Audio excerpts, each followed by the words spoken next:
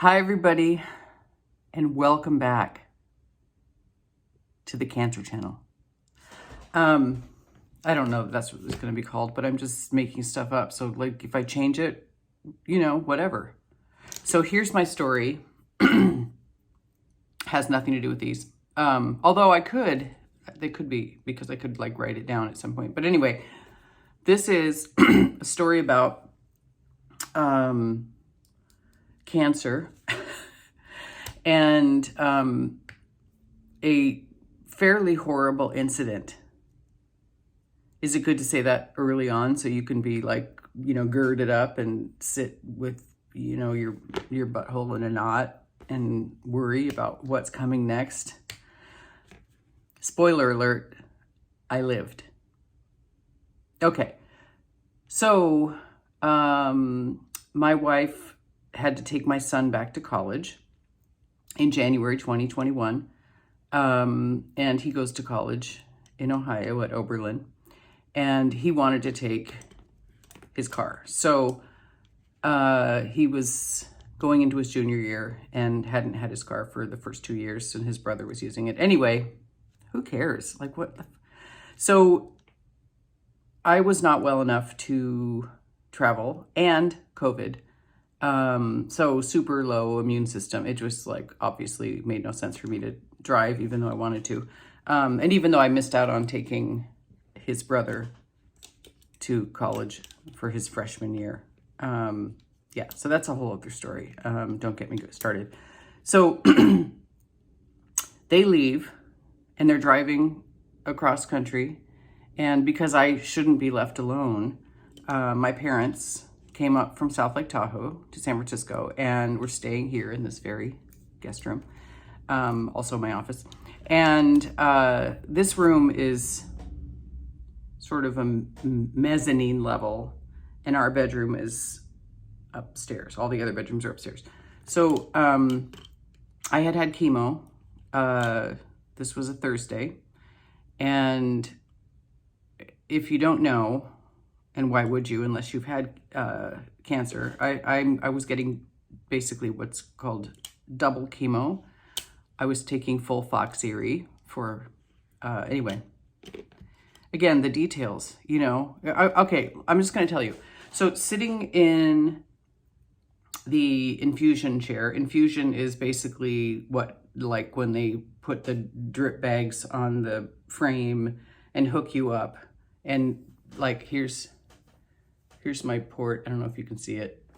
It's a lump. There you go, sunlight.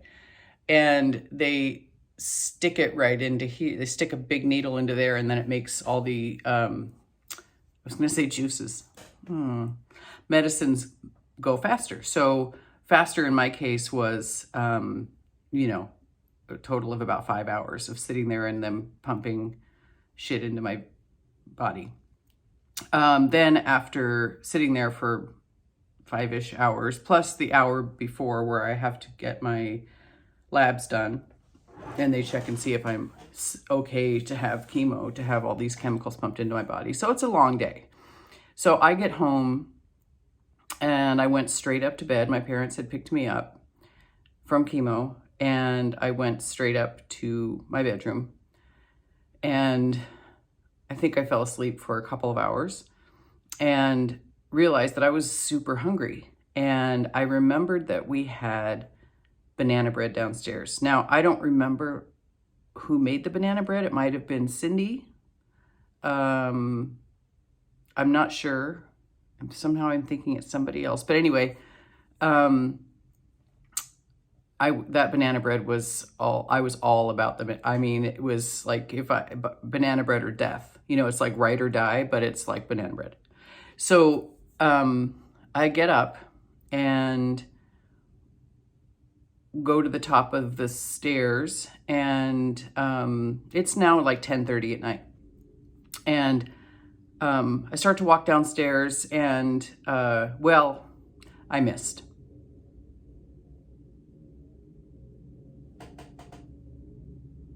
I missed. My foot caught the top stair, like my sock got slippery. All of our stairs are hardwood. 16 of them. I know this because I used to carry both of my children up and down the stairs together.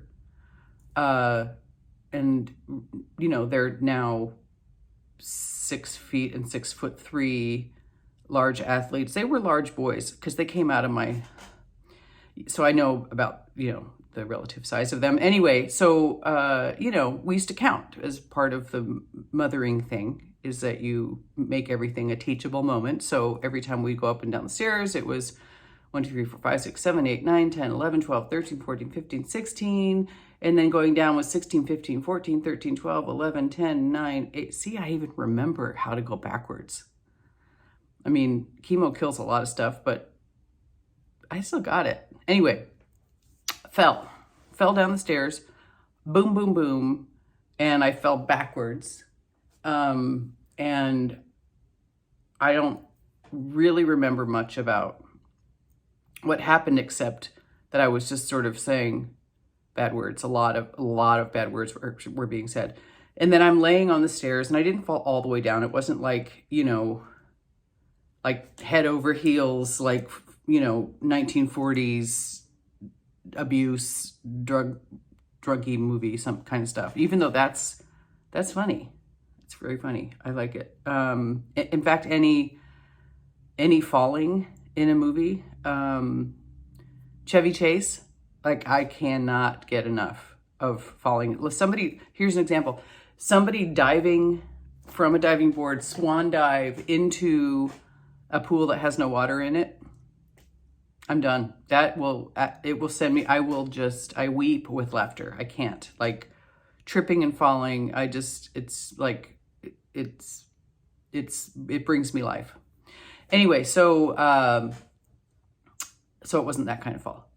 So I fell down about 7 stairs, and then I'm laying there going, ow, kind of thing. And then I thought, I'm gonna have the banana bread. So I scooted. I didn't feel like I was up for standing up. I was a little traumatized, but, you know, banana bread. So I scooted down the stairs, kind of on my back, like scooty, downy. And I got to I went to sit up at the bottom of the stairs, and I was very dizzy. And I felt really tired. So I just, you know, I laid down. I laid down, and I closed my eyes because I was tired. So if anybody knows about what a concussion does, it's pretty bad. And the thing you don't do is go to sleep. You know, so I did. And I do have, you know, my kids have each had a couple of concussions, and I know all the protocols, etc. But for me, I don't get concussions. So I was just tired. So I laid down, and I put my head on the bottom stair, and because that's comfortable. And I think I just took a little snooze for maybe 15 minutes or something. And then I went, oh, banana bread. And so I got up, and I stood up, and I held on to the banister, walked around, went through the living room, dining room, kitchen, and I got that banana bread. Oh yeah. Girls gotta drive. So I was gonna say drank. I didn't drink the banana bread because that's weird. So I stood there, and I didn't just, like, you know, I have a concussion, I'm gonna savage and stuff. No, I actually sliced it, put it in the microwave for 20 seconds, and put butter on it and let the butter melt. And then I ate it. And then I went back and went upstairs, and I'm like, oh, I don't feel so great. So I go up the stairs, and I'm holding on to the rail, and I'm looking at the stairs going, yeah, that's not good that I fell down. Anyway, but I'm really tired. I'm going to go back to bed. I should probably tell somebody. And I go get into my bed, and I'm thinking, I'll tell somebody in a minute. I'm just really tired. So I closed my eyes, and I think I slept for like an hour, which is so good. And so I had to go to the bathroom. So I woke up and got up to walk through our bedroom across the hall to the bathroom. You know, we don't have an ensuite. What are we, like fucking famous and rich and shit? No. I gotta walk across the hall. You don't even know what it's like. So as I'm walking to the bathroom, I realize that I can't really stand up straight. So I'm walking kind of like this, and I'm leaning out of my own frame. And I fell on the desk and knock files everywhere. And I'm like, but I still have to go to the bathroom. So now the bathroom is my banana bread. So I go to the bathroom and I'm like, oh, that was bad. Like something's really wrong. Like I can't walk straight. It was everything. It was like I had an anvil strapped to my right side. And I did say that for cartoon effect. I think that's a good vision. So I walk back to my bed, and I'm holding on to everything that's anywhere near me. I'm holding on. And then I thought, I think now I should tell somebody. So I thought, I'll text my mom and dad. By the way, they're there to help out because Michelle's gone. And they're in the downstairs bedroom, which has its own set of stairs, like not anywhere near my bedroom. So they, and they're deaf.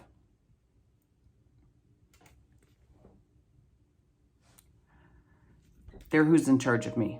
Okay, so I get to bed. I'm like, I'm just going to text them. I'm really tired. I think I should go to the emergency room, but I'm really tired. So I'm just going to text them and say, I'm going to sleep right now, but probably we should go to the ER in the morning. That was my super smart. So, and then I thought I should probably tell Michelle. Well, I shouldn't tell Michelle because she's in Ohio and what's she going to be able to do about it? And I don't want to freak her out. And anyway, so sorry, I just saw a text from my son. He's, I miss you guys lots. I love that, my child. Anyway, so send a text thinking about Michelle, and I thought, no, I'm not going to tell Michelle. She's too far away. So I texted my friend Liz in Los Angeles. That was my solution to not bother Michelle in Ohio. Now, for those of you who don't know, Los Angeles is a 6.5 hour drive if you're not stopping from San Francisco, an hour and a half flight. She's not nearby either. So I text her, I text my parents, and I say I'm going to sleep. And the next thing I know, I'm asleep. I wake up, my mom is standing next to me. She's 82, my dad's 84. My dad hates those stairs that go up to our room, so they never stay in the bedrooms upstairs. So he's there too, with his cane. And they're staring at me. And they said, are you okay? And I said, I think I'm okay. I feel fine. I sit up in bed and I immediately start vomiting on my bedroom floor. So my mom calls 911. And meanwhile, she's rushing back and forth, cleaning up my vomit while she's talking to them on the phone. And I was not doing well. And it turns out that I obviously did have a concussion. They, of course, send 1,000 people that are all in my bedroom. And all I can think about is that, last time I went to the emergency room, I was wearing my Christmas PJs. I hardly ever wear them unless it's Christmas time. And I'm wearing my Christmas PJs again. So, and my bras are sitting on top of my dresser. So I'm like very aware that, I know I've been to the emergency room a number of times, had people come to my house. They are going to come into my bedroom. So in my stupor, after my mom cleaned up my vomit, I get up and go to change my pajamas into something presentable for the emergency room. So I get my pajamas off and put on some new ones, and I forget about my bra. And it's not like, oh, cute little like stringy thing. No, I have a bra, and it sits on top of my dresser because my bra doesn't really fit into a drawer with all of my panties and socks, right? So I've got my panty drawer, I've got my sock drawer, and I've got my bras sitting on top of my dresser. So, here they are in my room. My bras are there. Very hello. And so they talk me through the whole thing. And everything's fine. They get me loaded up, strap me to the board, they carry me out, and my mom says to the guy, make sure she stays warm. And he says, hey, Warm is my middle name, no problem, I'll take good care of her. So this is, by the way, in January 2021. We are still in big time COVID, pre-vaccine. So we get into the back of the emergency vehicle. I think it was a fire rescue truck, frankly. It was red. And all the windows are open. It's 6 o'clock in the morning. It's 2 degrees and totally freezing. And we're driving up over to UCSF at Parnassus, which I hate. Don't ever go to that emergency room. Last time I went there, I had fallen on a glass bottle and I laid there for 5 hours while medical students picked glass out of my back. But anyway, that's another story. So, so that's my story about how banana bread almost killed me. I don't really have an ending.